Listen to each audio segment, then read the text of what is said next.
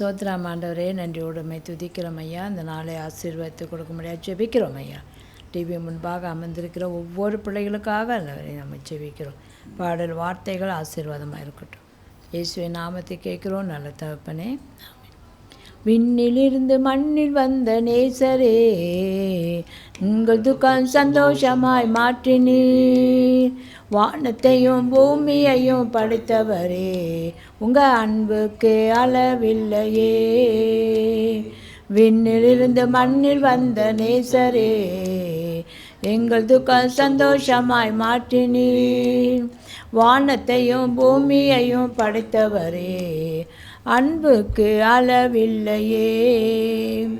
தேவனால கூடாத காரியம் ஒன்றுமில்லை என்று சொன்னவரே, தேவனால் கூடாத காரியம் ஒன்றுமில்லை என்று சொன்னவரே, வானத்தையும் பூமியையும் படைத்த தேவன் சர்வத்தையும் செய்ய வல்லவர். அல்லேலூயா. வானத்தையும் பூமியையும் படைத்த தேவன் சர்வத்தையும் செய்ய வல்லவர். விண்ணிலிருந்து மண்ணில் வந்த நேசரே, எங்கள் துக்கம் சந்தோஷமாய் மாற்றினீர். வானத்தையும் பூமியையும் படைத்தவரே, அன்புக்கு அளவில்லையே. இஸ்ரவேலை வனாந்தரத்தில் நடத்தி சென்றீரே, ஒரு குறையும் இல்லாமல் பாதுகாத்தீரே. இஸ்ரவேலை வனாந்தரத்தில் அழைத்து சென்றீரே, ஒரு குறையும் இல்லாமல் பாதுகாத்தீரே. மண்ணான என்னையோ அன்பு கூர்ந்தீர், உம்மை போல ஒரு தெய்வம் இல்லையே. மண்ணான என்னையும் அன்பு கூர்ந்தீர், உம்மை போல ஒரு தெய்வம் இல்லையே. விண்ணிலிருந்து மண்ணில் வந்த நேசரே, எங்கள் துக்கம் சந்தோஷமாய் மாற்றினீர். வானத்தையும் பூமியையும் படைத்தவரே, அன்புக்கு அளவில்லையே. கர்த்தரை நம்புகிறவன் செழிப்பான், அவர் வார்த்தையின்படி நடக்கிறவன் வாழ்வடைவார். கர்த்தரை நம்புகிறவன் செழிப்பான், அவர் வார்த்தையின்படி நடக்கிறவன் வாழ்வடைவார். நீதிமானை ஒருபோதும் கைவிட மாட்டார், நீதியின் பாதையிலே நடத்திடுவார். நீதிமானை ஒருபோதும் கைவிட மாட்டார், நீதியின் பாதையிலே நடத்திடுவார். விண்ணிலிருந்து மண்ணில் வந்த நேசரே, எங்கள் துக்கம் சந்தோஷமாய் மாற்றினீர். வானத்தையும் பூமியையும் படைத்தவரே, அன்புக்கு அளவில்லையே. அல்லேலூயா. விண்ணிலிருந்து மண்ணில் வந்து அப்பா எங்கள் துக்கத்தை எல்லாம் சந்தோஷமாய் மாற்றிடுவதே நீ வந்தீங்க ராஜா. ஆண்டவரே, உங்கள் அன்பு பெரியது, இரக்கம் பெரியது, உங்கள் கிருபை பெரியதப்பா. உங்களால் கூடாத காரியம் ஒன்றும் இல்லையப்பா. தேவனால் கூடாத காரியம் ஒன்றுமில்லை என்று சொல்லியிருக்கீங்க ஐயா. அப்படியாக இந்த வேளையும் கூட இஸ்ரவேலை வனாந்தரத்துக்கு அழைத்து சென்று ஒரு குறை இல்லாதபடி நடத்தினீர். இப்போதும் இந்த நேரத்திலும் கூட, இந்த காலத்திலும் கூட உம்முடைய ஜனங்களை ஒரு குறையில்லாதபடி நடத்துகிறவராக இருக்கிறீர் ராஜா. அநேகருக்கு ஆண்டவரே அப்பா, உடைய நாமம் தரிக்கப்பட்ட ஜனங்கள் ஆசீர்வாதமாக இருக்கும்படியாக நீ செய்து கொண்டிருக்கீங்க ஐயா. இப்போதும் கூட ஆண்டவரே, கர்த்தரை நம்புகிறவன் செழிப்பான், வார்த்தையின்படி நடக்கிறவன் வாழ்வடைவான் என்று நீங்கள் சொல்லியிருக்கீங்க. அப்படியாக ஆண்டவரே, வார்த்தையை கடைபிடித்து அதன்படி நடக்கிறவர்கள் ஆண்டவரே செழிப்பாக இருப்பார்கள் என்று ஆண்டவரே வேதத்தை நாங்கள் வாசிக்கிறோம் ஐயா. அப்படியா ஒப்பு கொடுக்கிறோம். இப்பொழுதும் கூட ஆண்டவரே, வாலிப பிள்ளைகளை ரத்த கொட்டைக்களம் மூடி மறைத்து கொள்ளுங்க ஐயா. வீணானதை நாடி அப்பையை தேடி பிள்ளைகள் ஓடக்கூடாது, சத்தியத்தை அறியட்டும், சத்தியம் அவர்களுக்கு விடுதலை ஆக்கட்டும் தகப்பனே. அப்படியா நாங்கள் ஒப்பு கொடுக்கிறோம். இதோ ஆண்டவரே அப்பா, கிராமங்கள் தோறும் ஊழியங்கள் நடக்கணும் அப்பா. தடையை உடைக்கிறோம், கட்டை அறுக்கிறோம் ஆண்டவரே. எல்லா ஊழியத்தையும் ஆசீர்வதிங்க ஆண்டவரே அப்பா. மீனவர்கள் கடலில் மீன் பிடிக்கிற பிள்ளைகள் எல்லாம் கூட தரிசனத்தை கொடுங்க, ரட்சிங்க. ஓட்டுநர்கள் எல்லாத்தையும் ரட்சிப்பில் கொண்டு வாங்கய்யா. அதிகாரிகள் எல்லாம் ரட்சிப்பில் கொண்டு வாங்க. சத்தியத்தின் பாதையில் நடக்கும்படியாக தேவன் அனுகிரகம் செய்யுங்க ஆண்டவர். எங்கள் தேசம் செழிப்பான தேசமாக மாறட்டும்.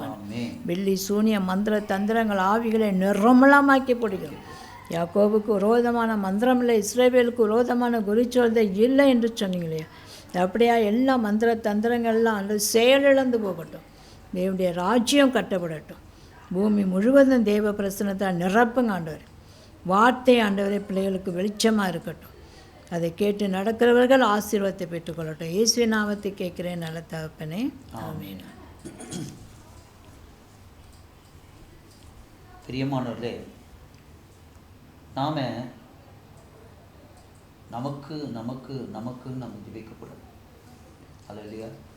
கிறிஸ்தவரி எப்பவுமே தனக்கு நம்ம ஜெபிக்கவே கூடாது. தன்னைத்தான் நேசிப்பது போல பிறரையும் நேசியுங்கள் அப்படின்னு சொல்லுவோம். அது இல்லையா? அப்போது நம்ம தேசம் நல்லா இருக்கணும்னா நம்ம தேசத்துக்காக நம்ம எல்லாம் யாராக இருக்கணும்? ஜெபிக்கிறவர்களாக இருக்க வேண்டும். நீங்கள் தேசத்துக்கு ஜெபிக்கும் போது கர்த்தர் உங்களை ஆசீர்வதிப்பார். ஆசீர்வதிப்பாரா ஆசீர்வதிக்க மாட்டாரா என்பதை நமக்கு உறுதிப்படுத்துறது எதுன்னு கேட்டிங்கன்னா வசனம் தான், வேறு எதுவும் கிடையாது. வசனத்தில் அவர் சொல்லியிருக்கிறார், தேசத்துக்கு நீ ஜெபிச்சின்னா உன்னை நான் ஆசீர்வதிப்பேன். கர்த்தருக்கு ஸ்தோத்திரம். தானியேல் புத்தகத்தில் நீங்கள் பார்த்தீங்கன்னா 2வது அதிகாரத்தில் 21வது வசனம் சொல்லுது.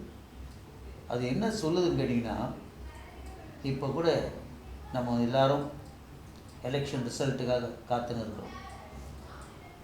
எலெக்ஷனுக்கு நம்ம ஓட்டு போகிறதுக்கு நோக்கம் என்ன? நல்ல ஒரு அரசாங்கம் வரணும், நமக்கு மக்களுக்கு எல்லாருக்கும் நல்லது நடக்கும்படியான காரியங்கள் எல்லாம் வேறு யார்கிட்ட சொல்ல முடியும்? அரசாங்கக்கிட்ட தான் சொல்ல முடியும். சொல்லும்போது அந்த நல்ல ஒரு அரசாங்கமாக இருந்து அந்த குறையெல்லாம் மக்களுக்கு அவங்க தீர்த்து வைக்கணும் அப்படின்ற எண்ணத்தோடு தான் நம்ம என்ன பண்ணுறோம்? ஓட்டு போட்டு நம்ம தலைவர்களை கொண்டு வரோம். அல்ல இல்லையா? அப்படி இருக்கும்போது ஜெபத்தோட எந்த காரியத்தையும் செய்யணும். அதான் மிக முக்கியம். நம்மளாக ஒரு கற்பனையில் எதையுமே செய்யக்கூடாது. ஏசப்பா சித்தம் நல்லதாக இருக்கும், கண்டிப்பாக இருக்கும். ஏன்னா அவர் நன்மை செய்கிற தேவன். அல்ல இல்லையா? அவர் நல்லவர் அப்படின்னு வசனமே சொல்லுது. அவர் அன்புள்ள தேவன். இந்த தானியேல் புத்தகம் 2வது அதிகாரத்தில் 21வது வசனத்தை நான் வாசிக்கிறேன் கேள்வி. அவர் காலங்களையும் சமயங்களையும் மாற்றுகிறவர். அடுத்தது, ராஜாக்களை தள்ளி ராஜாக்களை ஏற்படுத்துகிறவர். ஞானிகளுக்கு ஞானத்தையும் அறிவாளிகளுக்கு அறிவையும் கொடுக்கிறவர். ஏசப்பா எப்படிப்பட்டவர் பார்த்தீங்களா? காலங்களையும் சமயங்களையும் மாற்றுகிறவர். எசேக்கியா மன்னனுக்கு ஆயுசு முடிஞ்சு போச்சு. ஆனால் அவன் கண்ணீரோடு ஜெபிச்ச போது ஆண்டவர் என்ன பண்ணார் தெரியுங்களா? மாற்றிட்டார் காலத்தையும் சமயத்தையும். அவன் காலம் அதோட முடிஞ்சு போகுது. ஆக்சுவலாக 15 வருஷத்துக்கு கூட்டி கொடுத்து சமயத்தை மாற்றினார். அல்லையா? நமக்கு கூட அப்படிதான். நீங்கள் ஜெபம் பண்ணீங்கன்னா நல்ல சுகத்தை கொடுப்பாரு, பலனை கொடுப்பாரு, ஆரோக்கியத்தை கொடுப்பாரு, நல்ல ஆயுசை கொடுப்பாரு, தீர்க்க ஆயுசை கொடுப்பாரு. 1. 2வது, ராஜாக்களை தள்ளி ராஜாக்களை ஏற்படுத்தும். அல்லையா? ஆண்டவர் நினைச்சார்னா, அவர் பூட்டிட்டார்னா யாராலும் திறக்க முடியாது, அவர் திறந்துட்டார்னா யாராலும் பூட்ட முடியாது.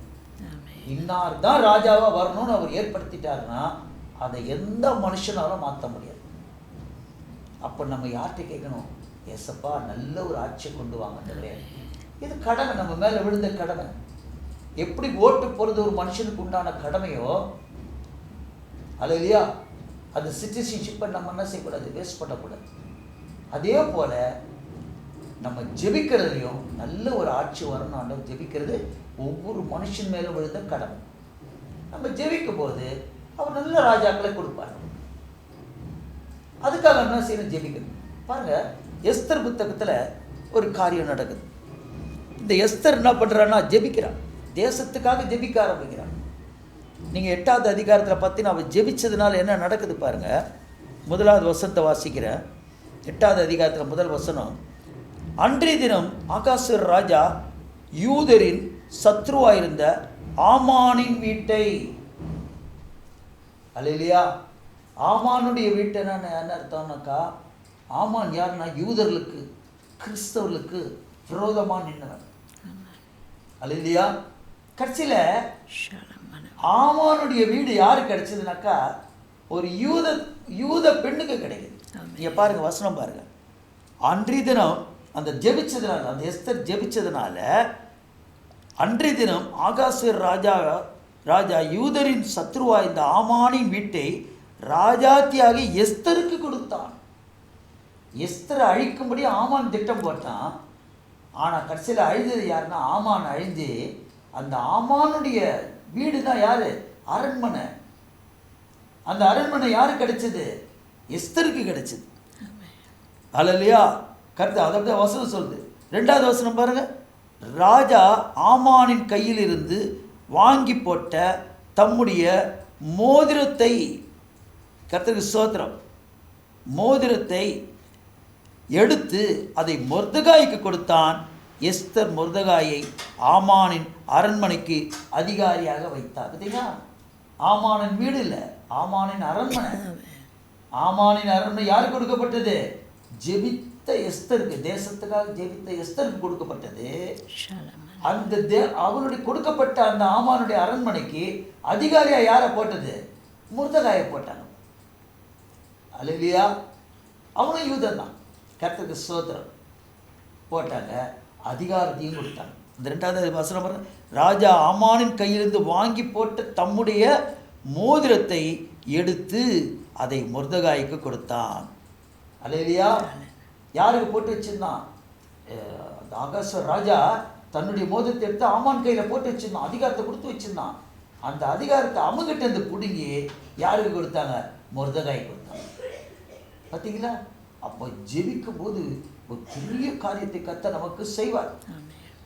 இதில் பாருங்க, எஸ்தர் புத்தகத்தை 10வது அதிகாரத்தில் 3வது வசனம் என்ன சொல்லுது பாருங்க. கர்த்தருக்கு ஸ்தோத்திரம். 3வது அதிகாரம் 3வது வசனம். யூதனாகிய மொர்தெகாய் ராஜாவாகிய ஆகாஸ்வேருக்கு இரண்டாவதான நாவனான். அல்லேலூயா. அப்போ ஆகாஸ்வேர் ராஜா அரண்மனைக்கு ராஜாவாக இருக்கிறான். அந்த அரண்மனைக்கு 2வது ஆள் யாருன்னாக்கா, ராஜாக்கு அசிஸ்டண்ட்டாக யாரை போடுறாரு? ஒரு யூதனை போடுறாரு. அல்லேலூயா. ஒரு பிரைம் மினிஸ்டர் வச்சுங்க, பிரைம் மினிஸ்டருக்கு அசிஸ்டன்ட் பிரைம் மினிஸ்டர். அது மாதிரி ராஜாவுக்கு அசிஸ்டண்ட்டாக யார் வரா? மொர்தெகாய் வரா. அல்லேலூயா. பாருங்க, யூதனாகிய மொர்தெகாய் ராஜாவாகிய ஆகாஸ்வேருக்கு இரண்டாவது ஆனான்.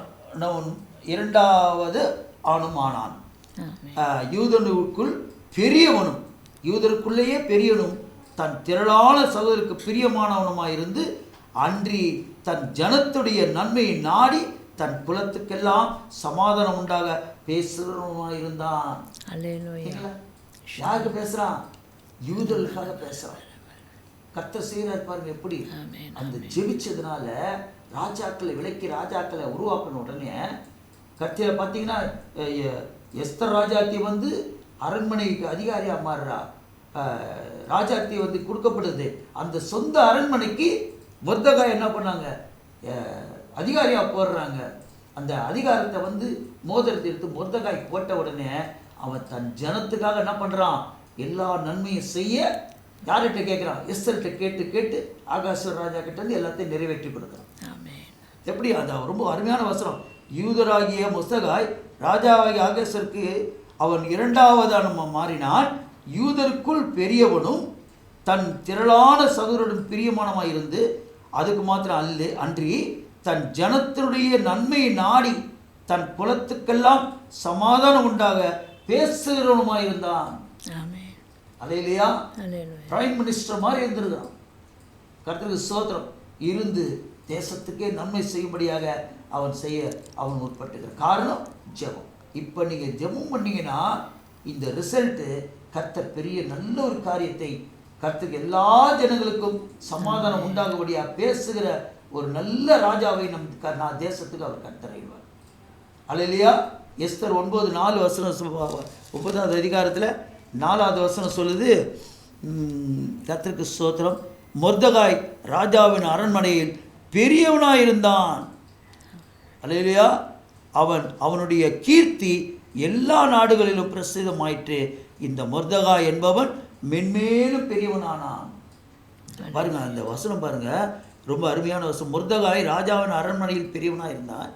அவனுடைய கீர்த்தி எல்லா நாடுகளிலும், எல்லா மாநிலங்களிலும் இல்லை, எல்லா கண்ட்ரியிலும். இப்போ இந்தியாவுடைய இந்த ரிசல்ட்டை உலக நாடுகளே எதிர்பார்த்து கொண்டு இருக்கிறது. அது அப்படியே ஆண்டவர் தீர்க்கதரிசனமா சொல்றாரு பாருங்க. அல்லேலூயா.